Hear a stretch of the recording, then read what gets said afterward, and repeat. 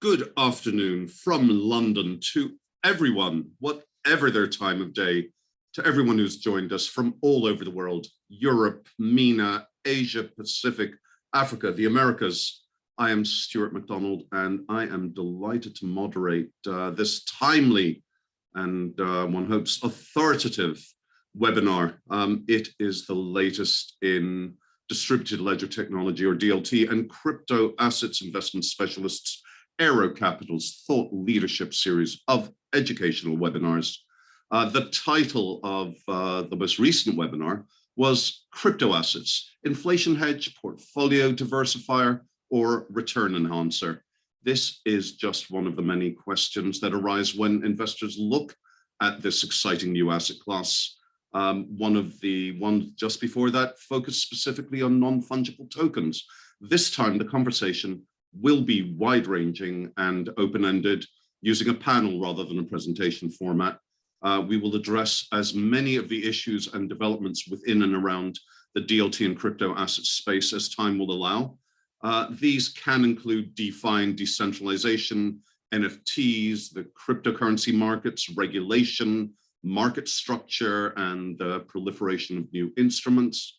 Perhaps in so doing, we will gain a better understanding of some of the opportunities that are out there for investors and their place, their role in a managed portfolio. To help us, we have four expert voices. Firstly, Ankush Jain, co-founder and chief investment officer of Aero Capital, plus David Namdar, general partner of DeFi-focused investment managers, Coral Capital, and co-founder of NFT.com. Previously, he was co-founder of Galaxy Digital, and he is active in a wide array of DLT and crypto assets ventures. We have Wilfred Day, head of Securitize, the groundbreaking digital asset securities platform. His experience includes serving as CEO of Enigma Securities and as president and portfolio manager of Noble Capital. And last but very much not least, we have Nikita Fadiv, partner and head of digital at Fasanara Capital, where he is co-manager of a single manager cryptocurrency fund. He is also founder of the industry-leading Quant Conference that I've had the pleasure of chairing several times. Now, before we start the conversation, which will be conducted on a round-robin basis, we all know that the broad DLT, or distributed ledger technology growth story, is at the heart of the economy of the future, and one which is full of both immediate and longer-term investment opportunities, whether around the proliferating applications of blockchain and analogous technologies, or around decentralized finance or DeFi, or NFTs, or crypto assets, including tokenization and cryptocurrencies. Aero's thesis is that together, especially if this is done in a carefully risk-controlled manner, these developments present potential return patterns with strong upside potential and returns that are notably uncorrelated with other investments, whether traditional equities or bonds or alternatives like hedge funds. Now, these webinars, the Aero Capital Thought Leadership webinars, are designed for investment professionals to learn more about this fast-growing, often complex and fast-maturing space, still often misunderstood. But this is a space that is attracting serious interest from mainstream players, from Fidelity to Goldman Sachs, to Andreessen Horowitz, to Bank of America, from sovereign wealth funds and some of the world's most well-established family offices and investment advisors. And Aero is the first player, to my knowledge, with a truly institutional quality, multi-manager, multi-strategy approach to it. But the same quality might be assigned to what all of our panelists are doing. And well, before we start, I'll ask for the disclaimer to be put on screen. And I'll give a reminder that this educational webinar is intended for professional investors and is not an invitation to treat or per se to invest. Now, I will say more immediately that if any of you have questions for the speakers, please put them into the chat section. The earlier in the conversation, the better. We will try to address them if time is available. But now here is the substance of this webinar. Let's start with Ankush, then move to Nikita, then we'll move to David, then to Wilfred on this one.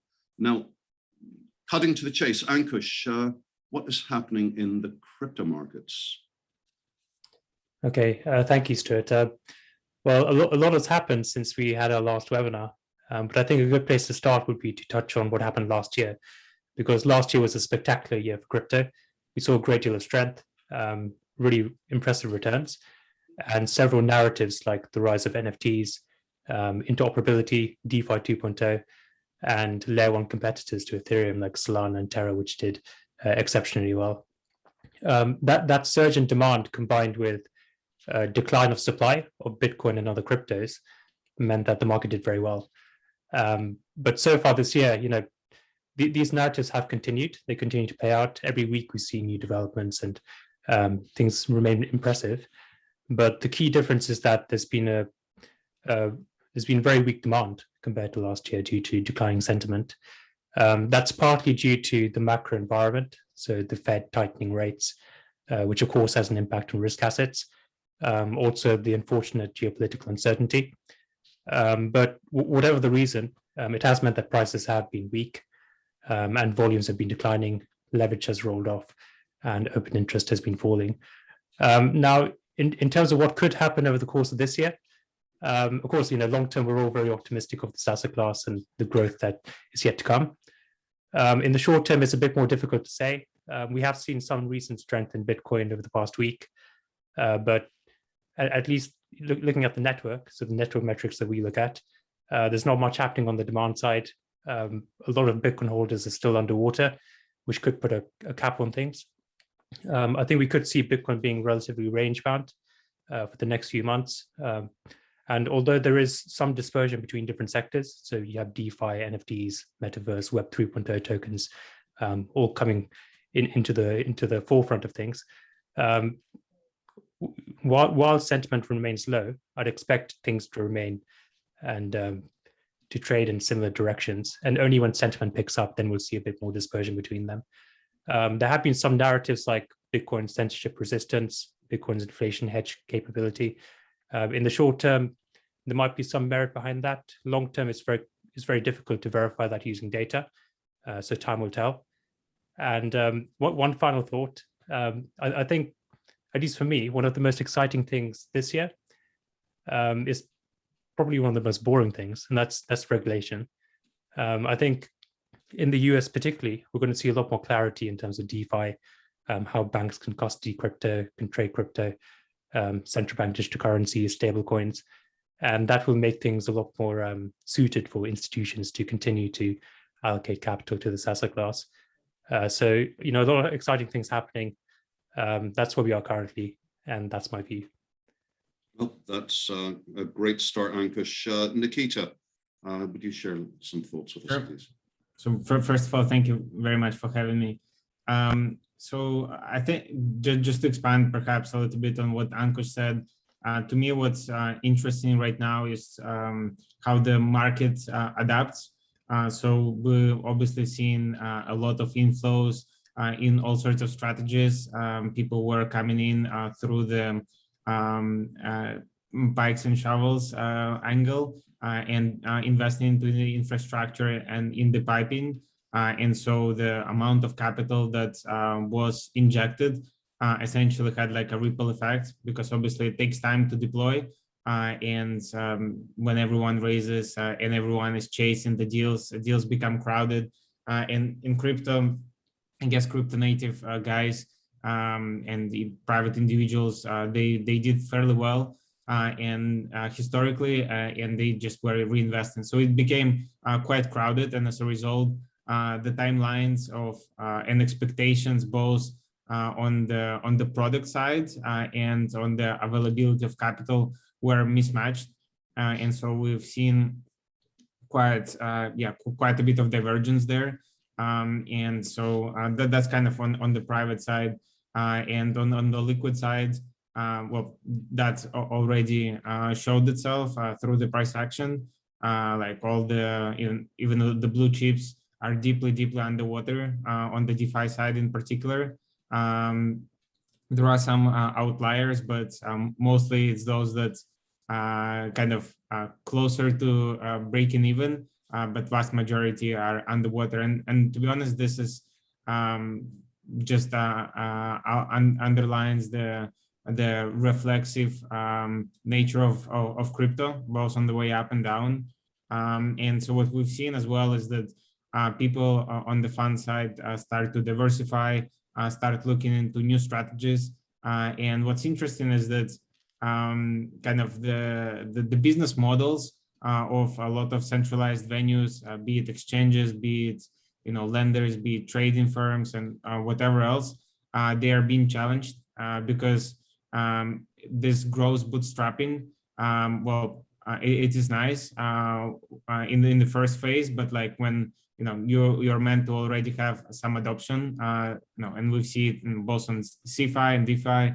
But once you run out of the steam, then the shorter term focused nature of some of this business model surfaces, and the market punishes it quite often. And yeah, so all that combined with macro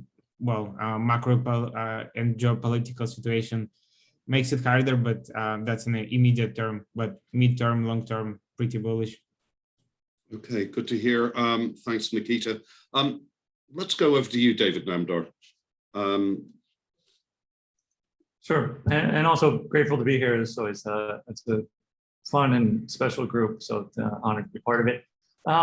So yeah, I think to pick up on what Ankush and Nikita were saying, I think it's important to always realize, to put some perspective on it, that Bitcoin, cryptocurrency, DLT markets now, as they've gone from 0 to between 1.5 and 3 trillion in the last decade, right? There's been an incredible amount of volatility. There's been an incredible amount of innovation that's happened. There's been some periods of speculative fervor and some periods where people were pessimistic and thinking that it was all over. And so having been around many of these cycles, what I like to always kind of give people that perspective and get a sense of where we are now. And so I do think what's happened in the broader macro kind of environment, just with global markets kind of affecting crypto now that it's bigger than it's ever been before. And so a lot of people were expecting or looking at and saying, oh, shouldn't Bitcoin decoupled and not be, be more of an inflation hedge and more kind of protection?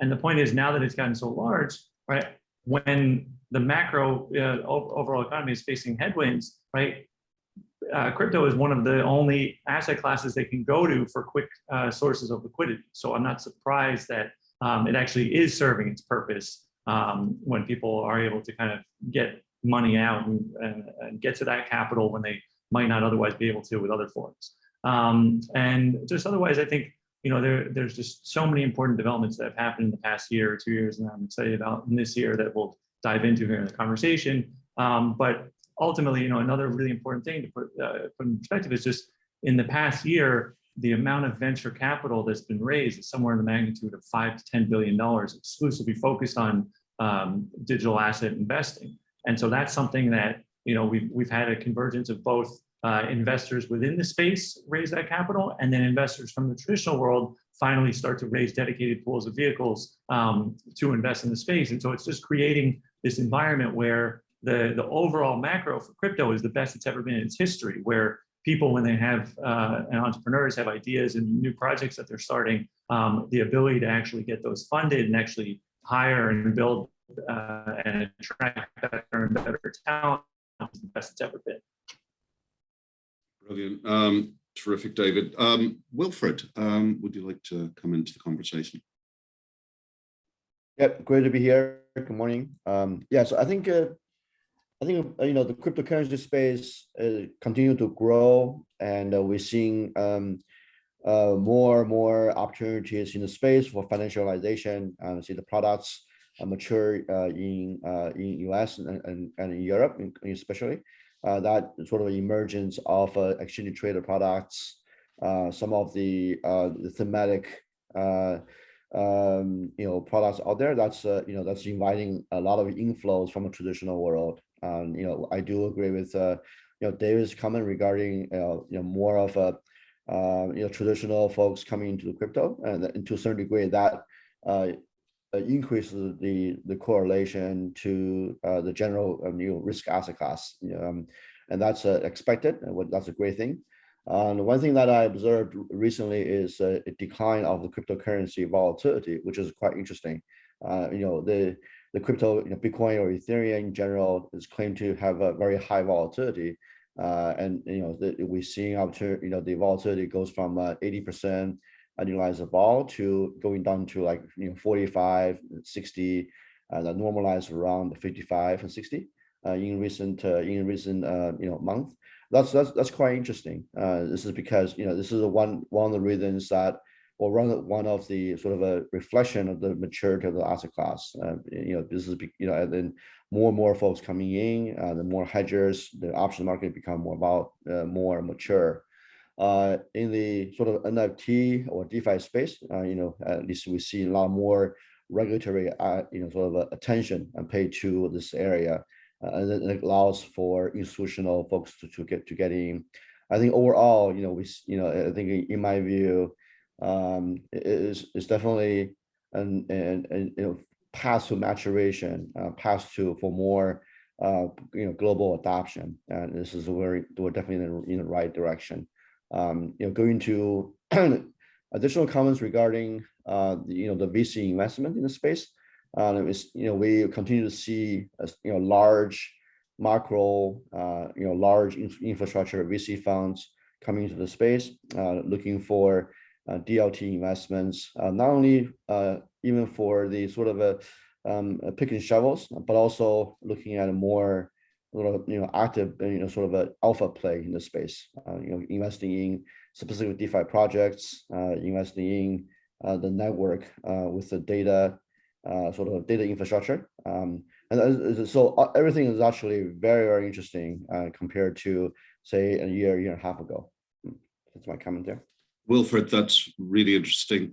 I think I'm going to throw out to all of you the whole array of questions that between you've raised. And I'd certainly say, Wilfred, that your observation about the direction of travel in terms of VC investing, some of it's becoming more actual use case based than just picks and shovels. That's a very interesting one. But in no particular order, let me throw out at you some of the questions that arise from what people were talking. I mean, until a few months ago, there was an awful lot of talk about the role of BTC and other cryptocurrencies, as to whether they were risk on or safe haven assets. And if anyone wants to address that, that would be quite interesting. And Ankush, you mentioned dispersion between different sectors, some more granularity there, perhaps, if we have time. And also, talk of sentiment as well as structural factors in terms of the price action that we've seen. It would be interesting to hear your views as to the precise balance between the two. And yeah, I find it interesting to hear the talk about more mainstream money coming in, and that beginning to make things somewhat more correlated to what's going on in other asset classes, if you will. I'd like to hear a bit more about that from you guys. And David, you talked of speculative cycles.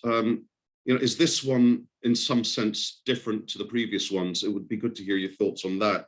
I'm going to throw this back to you in the same order as before. Ankush first, then Nikita, then David, then Wilfred, then we'll move on to, I think, specifically DeFi and NFTs. Ankush first.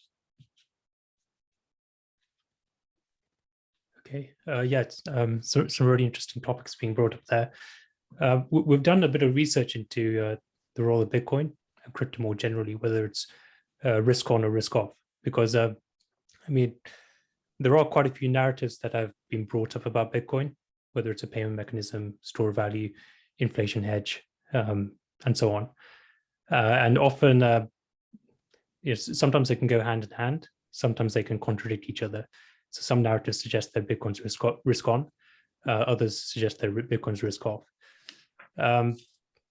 at least from our perspective, if you look at the data, so looking at how Bitcoin has responded through different macro regimes and relative to other asset classes like equities and gold, which is what Bitcoin is typically compared against, we find no correlation at all.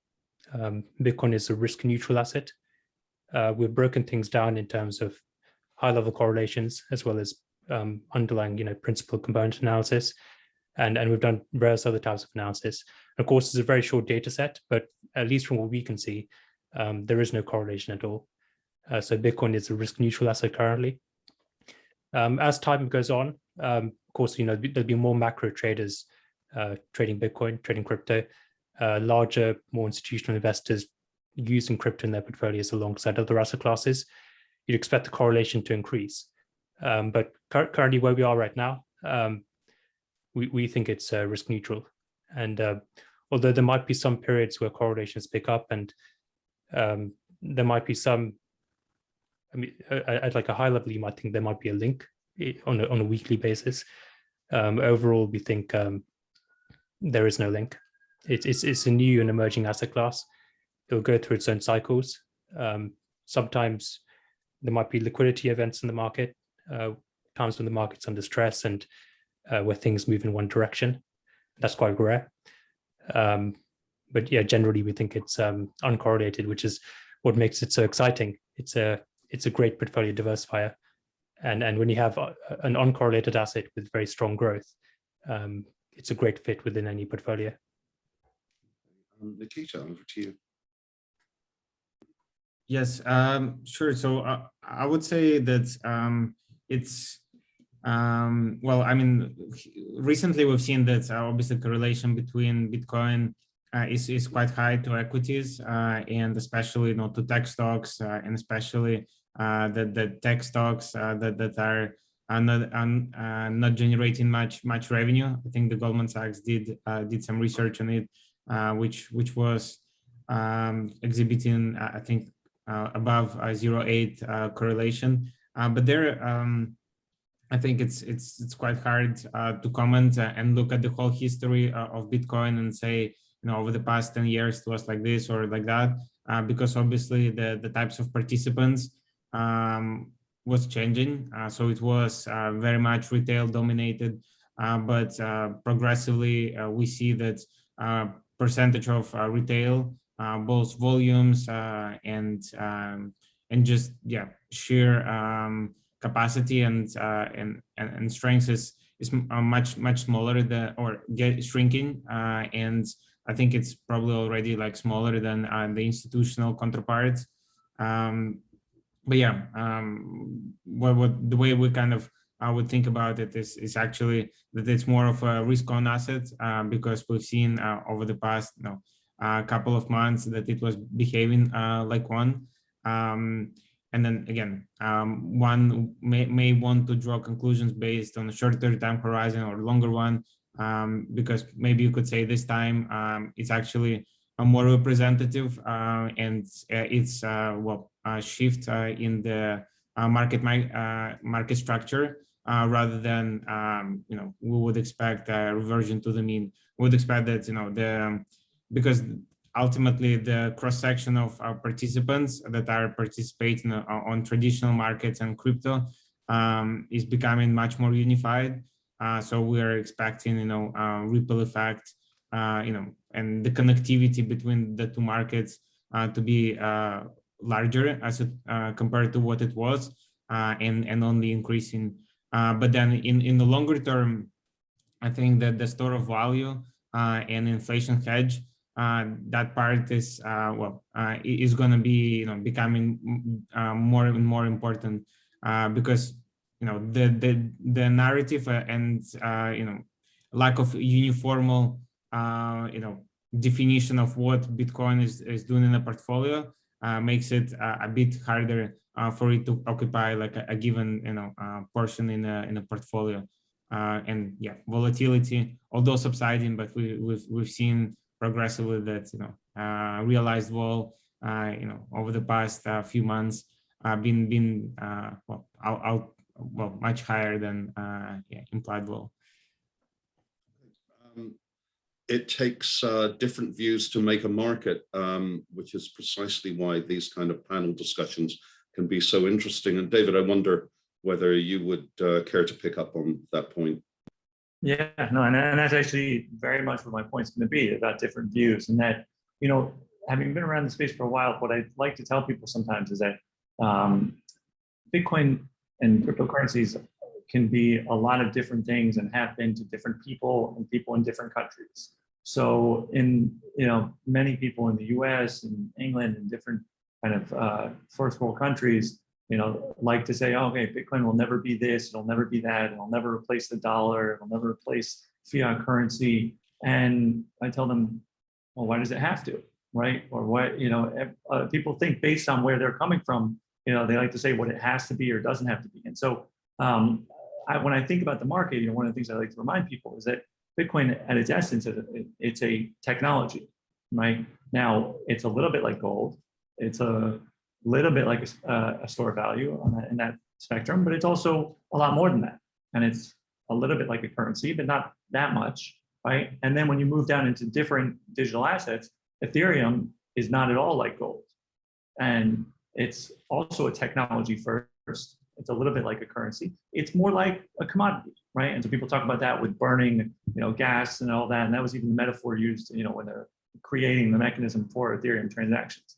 Now, a lot of other digital assets, when you go through, have that same kind of frame. But so when you think about what Bitcoin is, just to start with that one, really, like, for many people around the world, it has been a store of value and it has been an inflationary hedge, right?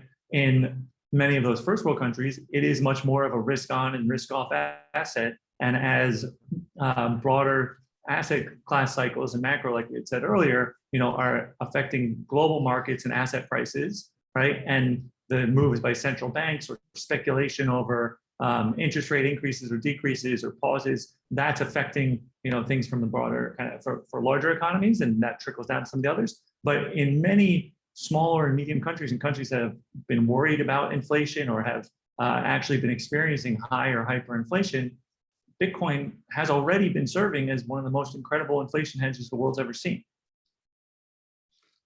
Well, again, it takes different views to make a market. So we've got three slightly different views so far. Wilfred, what's your view on this? Yeah, I definitely agree with David. You know, we're seeing other countries in, for instance, Latin America, in Argentina, in South Africa, and, you know, they actually do not like their own local currency. Obviously, they like dollars. They like BTC. I think BTC was you know, has been very, very strong, sort of a popular asset class of getting in lieu of their local currency, even dollars actually. But you know, in the that's in the sort of a developing world or emerging markets in general. But in the more sort of developed market in US and Europe and so on and so forth, I think the correlation has grown significantly over last you know, let's call that a year to 6 months, especially in recent recent market sessions. And then so, you know, I love to, you know, to reiterate what the Nikita was talking about, regarding the sort of correlation between I would say high tech or NASDAQ names. I think currently the Bitcoin or Ethereum in general has correlation in north of 85 to 90%. And so that's quite significant. And, you know, obviously the correlation changes over time. The regime changes over time. One of the things that, you know, people, you know, I didn't hear a lot of sort of media mention it really as a BTC or Ethereum as a weekend hedge, right? Because you know, obviously there's a, you know, Monday to Friday type of trading sessions in the equity market. What people do in the weekends, right? So weekends, you know, people get into the macro trades, hedge in Bitcoin, Ethereum. You can see that sort of a that you know, the volatility and the liquidity is very different in the weekends. There are offshore folks getting during the weekends that sort of changes that microstructure a little bit. That's quite interesting to me. Again, you know, let's roll into the conversation regarding, you know, that Bitcoin as a hedge in general equity market or not. But it have the, you know, the Bitcoin or Ethereum in general has the ability, I would say, to provide access or hedging ability or tradability, throughout the weekend, and that's quite important for for any traders out there, for any investors out there. Brilliant. Gents, I think we're going to move on into a slightly different but contiguous space. And I'd like to start with Nikita and then move to Wilfred on this, and then the other two of you. And that's actually the whole space constituted by NFTs, the metaverse, tokenization as well. Nikita, I wonder if you'd share some thoughts on that. And then Wilfred, I know you're very active in that space in particular. And then if there's time after that, I'd like to go into DeFi, maybe starting with David. Over to you, Nikita, first. Sure. I think NFTs are, well, undoubtedly did exceptional well this last year. Although the metric that I'm evaluating that on is adoption. So it's allowed a lot of market participants to find use for their stacked ether, or as more and more protocols got involved in the NFT craze, more and more assets are enabled to be spent to purchase, the immutable and resistant, persistent images or GIFs or whatever it is. I think fundamentally what NFTs are offering us are a way how to digitally own scarce and assets, which has never been done before, and clearly as some of the high-profile sales demonstrate, there is appetite for it. That said, I think similarly to what I was saying about the VC rounds, the space got overheated quite quickly, and as we've seen, say with different platforms, be it Nifty Gateway, they had like an explosive growth at the start of the year, and that got silenced quite dramatically since then. And with OpenSea as well, it kind of went through a couple of cycles. At the end of the summer, there was big push, and obviously like the highest push in December, January this year. So it's really exciting to observe, but the expectation from the investors and from the teams that are producing it, it's a lot of a moving target, right? There is like a lot of iterations to land on something that works.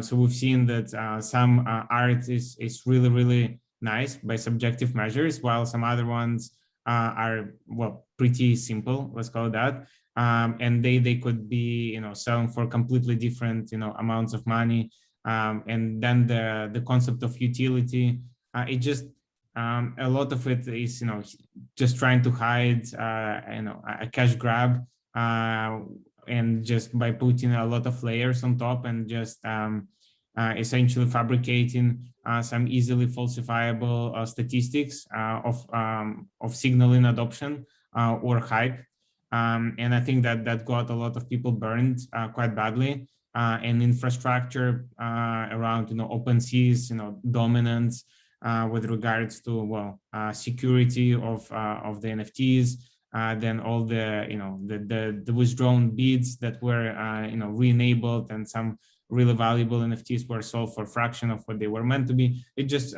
shows that we are pretty early, but there is definitely market fit, and I think all of the eyes now are on Coinbase and its gateway to NFTs, which will we think be a game changer and would allow a lot of people to come in and like seamlessly participate in this market. And I guess very quickly, it's also been fascinating to observe the vampire attacks on OpenSea, be it through this OpenDAO or Lux or X2Y2.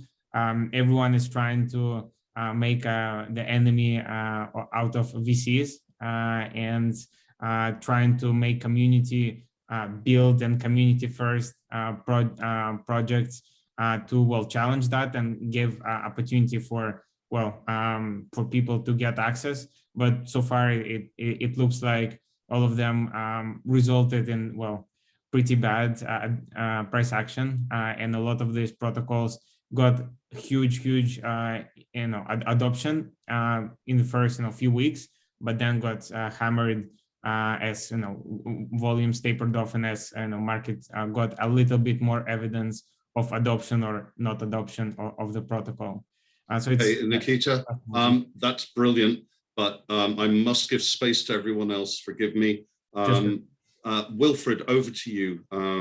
And I'm very happy if you extend this to the tokenization of assets as well. Yeah, so I think NFT is a very interesting topic. NFT started in 2016. I remember talking to folks in Consensus back in 2016, 2017. And there's actually a very strong connection between the non-fungible token and the security token. Obviously, by definition, they're both non-fungible. So the security token is not fungible at all, right? Because you have one QSIP that you trade on it, it's not fungible. And over the last, let's say, 4 or 5 years, we see significant development in the non-fungible token space as a consumer product, actually. So if you think about all the gaming entities out there, or the gamer, sort of a the production, the comic books, and so on and so forth. Even music can be tokenized through the NFT type of sort of framework. So in the US, you obviously have various rights associated with music. As one example, you have the rights with the producer, rights with the performer, and so on. So you also have rights with promoters, for instance. So also being able to sort of bifurcate all set of rights and roll into the NFT, that's quite interesting. So it becomes a revolutionary type of product for a lot of artists. So I think that's quite interesting. Obviously we've seen growing pain in the NFT space. That's related to Nikita's mentioned hacks, or maybe more of a attention from the regulators, being a security or not, or being a sort of platform token in general. I think that's just a part of the evolution to get to institutionalization, get to sort of a broader adoption. I think the fact that we can tokenize specific asset class doesn't give too much value, with the exception to say we can sort of trade on a particular infrastructure from a regulatory and legal perspective. If something looks like a security, it's still security. If something looks like commodity, it's still commodity. It doesn't matter how you tokenize it, right? So I think that's something that folks needed to realize, at least in markets like the US and Europe. I'll pause there. But I do believe that NFT in general is definitely here to stay, and there's the more maturation you see this year in particular, and then that's related to how the regulators see the NFT in general. So that's I'll pause there now. Okay, but if there's time, it would be interesting to hear perspectives on the different views that you have on either side of the Atlantic about this whole space. But David, on NFTs, and then to Ankush. Sure. So I saw a tweet earlier today from someone that said, "I've never been more bullish on NFT technology and more bearish on NFT projects." And so that couldn't have more succinctly summed up how I feel. And yeah, like I just, when I think about NFTs, and like Wilfred had said, like, I have seen space evolve from early on, and even now there's been so many people who, like that was literally, I think, the word of the year last year from Merriam-Webster, and one of the most important just topics and themes, and kind of bringing people's attention. And I do think it's going to be a term that does win out because of this kind of cultural zeitgeist of having really permeated through society at every generation and level. And now it's about understanding how it's going to be applied and what it's going to disrupt in the short term and longer term. But ultimately, I think having NFTs, I look at it almost as, in the last cycle, the first attempts at really creating security tokens, which didn't really get very far, and a lot of people came up with kind of inefficient or unattractive structures. To me, security tokens fall under NFTs. And NFTs really, they represent, when I think about it, I came up with this line last year, that cryptocurrencies can and may disrupt everything we do with money, NFTs may disrupt everything else. And so what I mean by that is any type of kind of investing, trading, saving we do can be disrupted by cryptocurrencies. Some of that through just holding them outright and having sovereignty over your money. Some of that through certain applications within decentralized finance and all the new things that are being developed. NFTs, I see disrupting everything else. So in the future, ideally, all forms of digital ownership, whether they're things that are intangible, like your identity, your conversations you have, certain personal history, your data, or things that are a bit more tangible, like domain names and internet properties. Like we're seeing now, a rush of people buying up properties in metaverses and different things there, and things that are in the physical world. Right, I see eventually being represented by NFTs. So whether that's assets like car, auto, homes, whether it's investments you make, GP and LP interest in funds, other private investments, that eventually having some easy way, right, where the transferability and other rules and tracking and are built into it, so that you're able to actually go from the current form, which most of us, I think, have, where you really don't have any central, or not central, but more like organized way of keeping track of all of the things you own, both intangible, tangible, digital, physical. Okay, great. Thanks, David. Ankush, your views? Yeah, completely agree. I mean, in some way, it's an extension of many of the advantages of blockchain technology, which people have been talking about for the last 5-10 years. But I think NFTs have just brought it to light. And in the future, we could see literally everything either being tokenized or coming in the form of an NFT. You could go to the shop, buy a banana, and your receipt could be an NFT. Or you could go to the metaverse, buy a banana for your ape, and your ape is an NFT, your banana is an NFT. I mean, the world is your oyster. In the short term, a lot of the focus has been on social status, so profile picture NFTs, which is perhaps the most simple form. And I think those will continue to do well. As we see underlying layer ones continue to grow and develop, those will continue to grow, and there'll be more status attached to owning an ape or a CryptoPunk. We've also seen the emergence of communities, so the power of DAOs, the power of being part of a closed community or having a membership in the form of an NFT.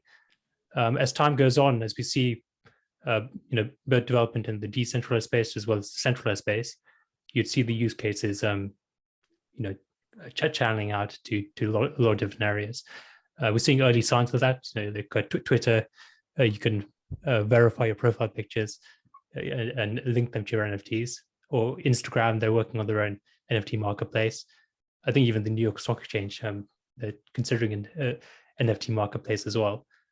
But if you want to invest in this, if you're bearish on projects and you're bullish on the technology, there are many ways to go about doing it. You can invest in Web3 tokens, things like Arweave, where you have decentralized data storage, or Render. We can, it's all about rendering in the metaverse. You can invest in layer ones. You can invest in gaming tokens. There are quite a few funds now focused on this. Some are very liquid and they're a bit broader, more general. Some even have exposure to public market equities, like Microsoft, Meta, NVIDIA. But there are also a lot of NFT-focused funds now launching, a bit more liquid, a bit more like investing in a private company, closed-ended, or like a VC fund. Quite difficult to value, but all part of that long-term growth story of the metaverse and NFTs. I mean, there are a lot of different angles, but it just shows how broad the space is. And eventually in the future, everything will be an NFT, everything will be tokenized, and it just highlights the potential of blockchain, the potential of the technology, and just how broad it is. You tempt me to put myself up for sale very expensively, an NFT of me. Let's see if there are any buyers. We're certainly getting a steady stream of questions in from various people in the audience. Johnny Fry's been putting some stuff in the chat. We've heard from Chris Siedendorf and Duncan Mackay and Anony Mouse, various questions via the Q&A. We'll see whether we have time to address those. But right now, I think it would be good to dive into DeFi. And let's start with David, then Wilfred. then Nikita, and then Ankush. Conscious of the time, we've got about 15 minutes left, and I'd like to leave us 2 or 3 minutes slack at the end. But David, you've got plenty of time at this stage. Sure. No, I'll keep it brief because it's an area that I am very excited about. I think in the past year and a half or so, that's really what's happened within the DeFi space has been nothing short of incredible. We've seen this metric TVL, total value locked, go from less than 1 billion to a peak, I think, of over 200 billion. And that's mostly kind of stable coin assets and other crypto assets that are being locked or pledged to different platforms in order to provide liquidity, which then facilitates a lot of the other activities that they're doing. And so, I think that's been an important driver of helping the overall crypto asset space go from 1 trillion to a peak of 3 trillion, like I mentioned. And, a very important thing that's happened over the past year that I like to point out is we've now seen call it 3 significant drawdowns of 30 to 50% from the peak. And what's happened is the market's levered up, the leverage was unwound, and everything worked. Nothing had to be bailed out like what's happened in the traditional financial system.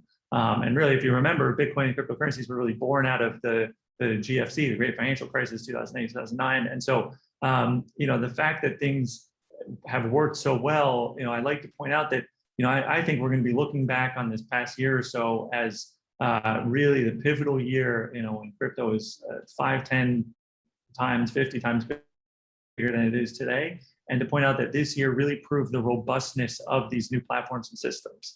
Another really important thing that's happened, and I think this will play, and I'll tie it into how DeFi has been, the mentality has shifted where Bitcoin and cryptocurrencies aren't something for criminals, right? A lot of times people that have done hacks and other crimes in the space have actually gotten caught, whether it's in real time by other users, whether it's 2 or 5 years down the line, right? Because of this track record and how everything on the blockchain is permanent and public. And so, I think that's another important thing that's happened. And so even with a lot of these early missteps with some different DeFi protocols and systems, I really am not that concerned about kind of how I look at them as growing pains. And I think that as we continue to grow from here, all of those in every, so pretty much it feels like every single day, new developers are learning from the missteps and lessons of the ones before it, and the systems keep getting better and better.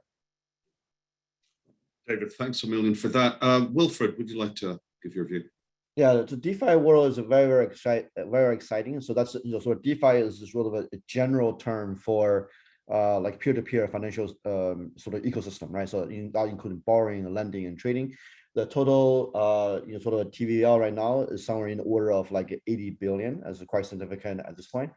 It's a very fast-moving market. There are a lot of stuff going on in this space from a sort of investment, from project perspective. We're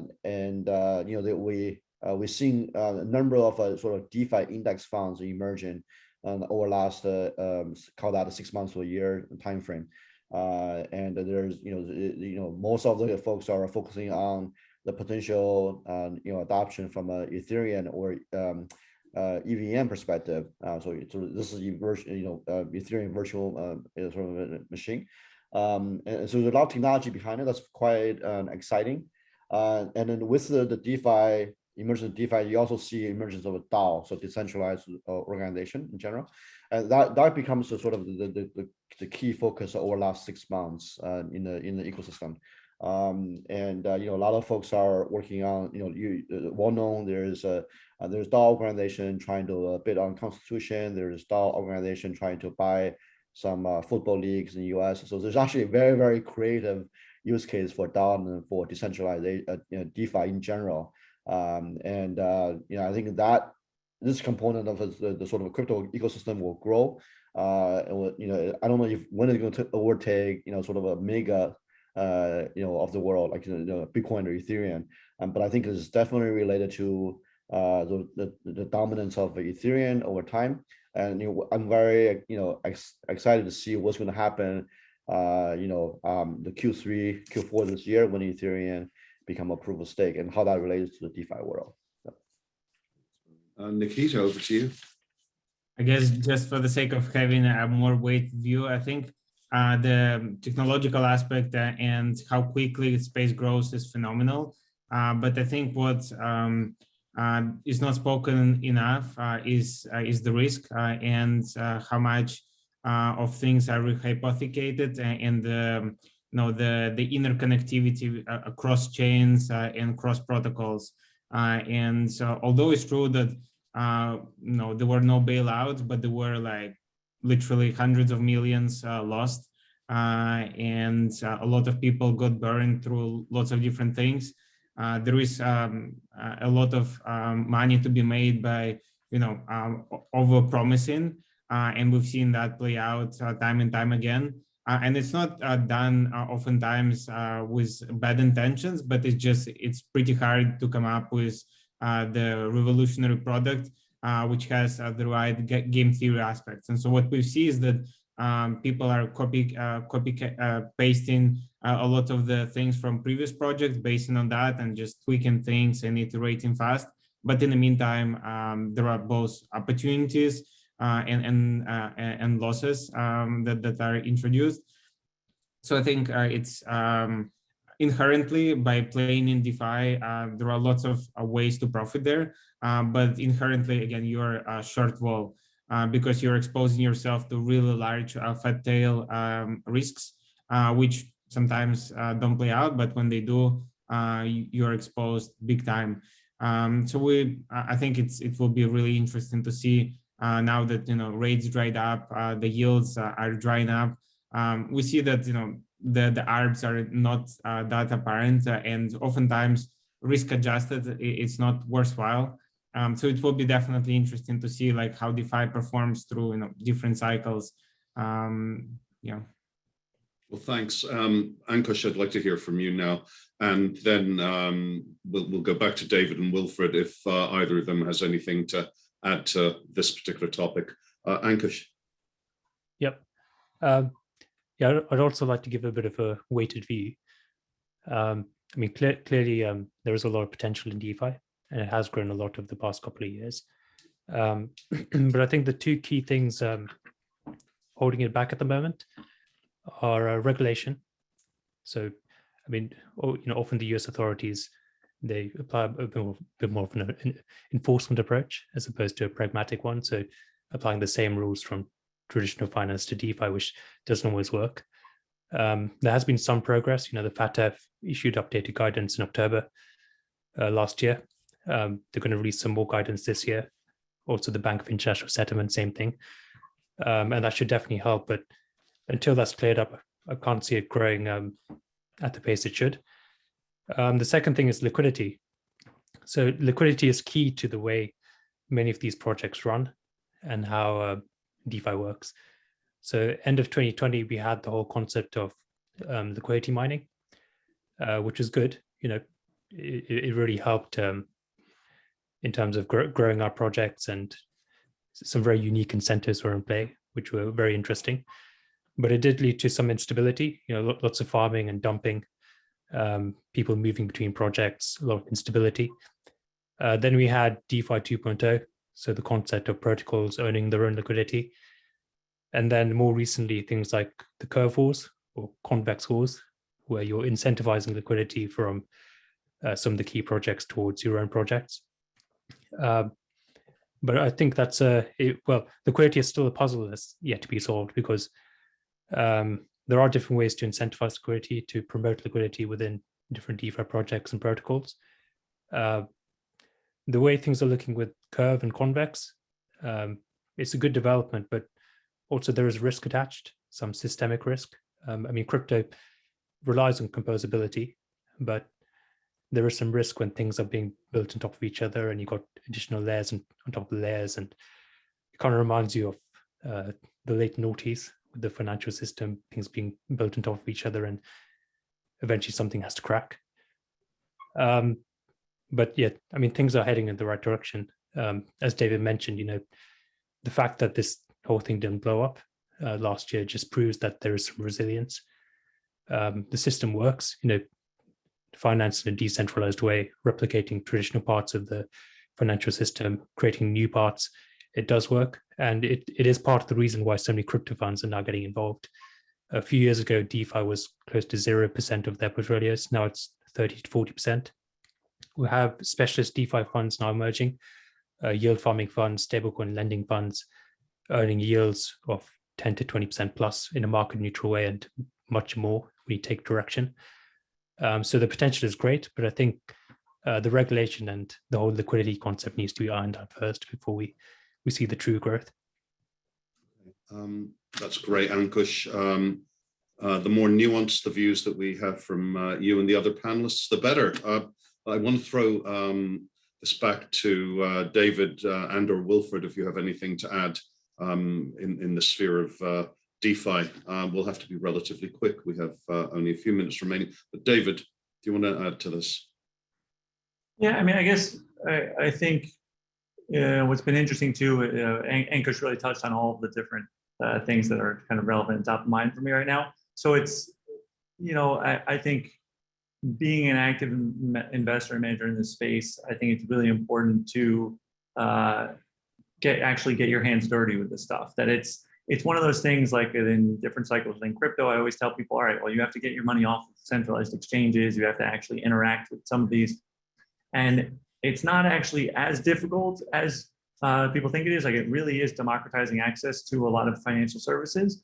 And at the same time, just go back just for a sec to the comments about regulation. I'm always pleasantly surprised and try to, focus on the positive aspects of regulation. I think Hester Pierce in the US is making some significant pushes, and I'm impressed at some of the things that are happening. But at the same time, what I like too is that all this stuff is growing in spite of and despite the regulation and regulatory kind of limitations. And I think it's going to continue to do that. So it's important to interact with some of these protocols, actually see and understand what's going to be possible, what is possible today, and what's going to be possible as kind of we get to better and better platforms that are created. Okay, that's brilliant. Wilfred, very quickly, anything to add? Yeah, I think a smart contract or operational risk in the sort of traditional world always exists in the DeFi space. I think one of the things that if an investor wants to get in, one of the best ways is actually to borrow some experts in the space, like Ankush and David, folks who adds value to sort of filter out the noise or the sort of bad project versus good project. And I think that's a very, very important approach for an investor who wants to come into the DeFi space. Okay. Now, very sadly, time is finite, and we're going to have to wrap this up very quickly. I really want to thank all of you, brilliant panelists, Ankush Jan from Era Capital, Nikita Fadiv from Fasanara, David Namdar of Coral, and Wilfred Day of Securitize. I know that everyone will have found this webinar both timely and authoritative. And I will say that if anyone wants to get hold of a recording of today's webinar, please, by all means, get in touch with your Aero contact or come in via the Aero Capital website. And a recording of today's webinar will be circulated to attendees. On the website, the Aero website, you will find, in any case, an extensive library of informative white papers and shorter thought leadership pieces. And do look out, in any case, for news of Aero Capital's next thought leadership webinar. You will all be welcome. And in closing, I will simply wish you all, both the panelists and the audience, in the context of a sadly unsettled world, all the comforts of home, of peace, and of safety. Thanks again to all four of you panelists. That was terrific. And we look forward to the next one. Thanks, everyone.